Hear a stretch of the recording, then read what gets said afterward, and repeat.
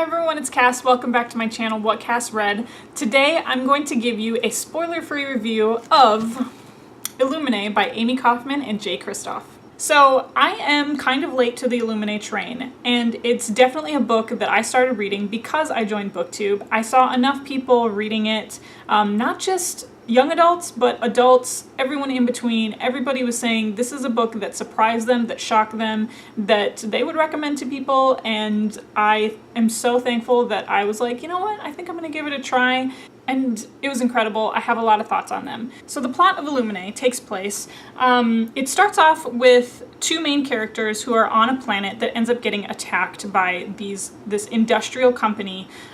They've been illegally settled on this planet. They're mining on this planet, and this company, we feel at this point, wants the resources that the planet has. And what ends up happening is the survivors of this attack end up getting rescued and split up between 3 different ships, and the rest of our story takes place on the ships, and there is a dramatic chase. There's potentially a viral outbreak, and then kind of the looming mystery of why was this planet attacked and what started it. So that's kind of the general plot outline of Illuminae. Now, for the main reason why everybody picks up this book, it is the format that makes this book so interesting and why everybody picks it up, because the story itself is told through hacked documents, it's told through transcripts of video feeds, it's told through transcripts of instant messaging back and forth. We have an artificial intelligence component to the story. The book itself is not just going to be like your line-by-line story. It definitely takes on more of a visual element than I was anticipating, and you know, I went into this story without really thinking much of it. I thought maybe the format will annoy me. I don't think it'll play too big of a part in this story, but it ended up playing a huge part of this story. When I get to my spoilery review, you'll be able to see why. Okay, so next I want to talk about the world building in Illuminae. The world building is 3 different ships, and to me, the 3 different ships really had different personalities. We had one that was more of a militarized ship, and then we have one that's more of the freighter ship, and then we had one that this potential viral outbreak began on, and we don't really have a big presence on that ship. So we don't get a lot from that ship, but we do get the 2 main ships that our characters are housed on.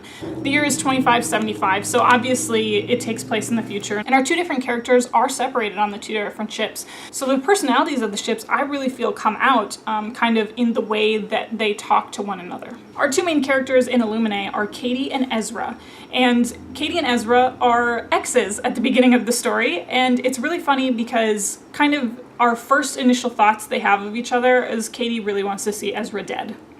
It's a very dramatic breakup, and it's exasperated only by the fact that their planet was attacked. Initially, like, apart, I felt Katie was the stronger character. You know, she likes to kind of slide through on her mediocrity, but she's not mediocre at all. She just likes to portray herself as someone who is mediocre, so that way she doesn't get called on, so that way people don't rely on her for things, and that way she can actually go forth and do the things that she wants to do without following anybody else's agenda. I definitely like that aspect of her. I definitely felt that coming through. And then, to me, Ezra was a little bit flat. I don't think he added a ton to the dialogue, because he was just a little bit lovesick, a little bit take me back-ish. He just struck me as just kind of every boy that we see, and Katie was definitely the stronger character.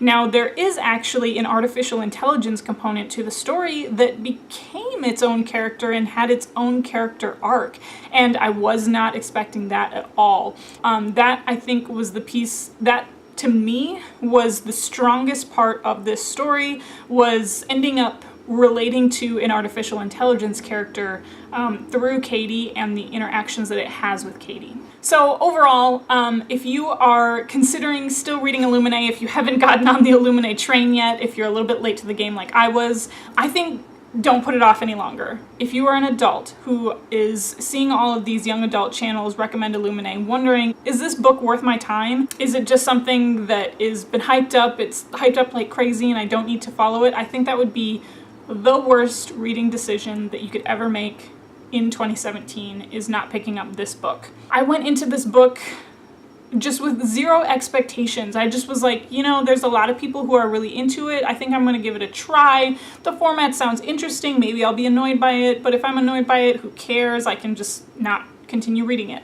Once you get to the end, this book has taken you for a wild ride. So overall, I gave Illuminae by Aime Kaufman and J. Kristoff 5 out of 5 stars. All right, everyone, that was my spoiler-free review of Illuminae. I'm gonna go ahead and put my Goodreads review down below. I'm gonna link that down below. There is a spoiler, but I've hidden it, so if you have not read the book yet, you can go ahead and see what my thoughts were without any spoilers on Goodreads. Go ahead and follow me there if you're not already, and you can follow me on all of my social media at WhatCastRead. It's all one word, same as this channel. You can find me on Instagram and Twitter. If you're not already subscribed to this channel, I'm pretty new to BookTube, so I'd love to have you. You can go ahead and click subscribe, like, whatever it is you do on BookTube. And then, of course, you know how these videos end. I'll talk to you later.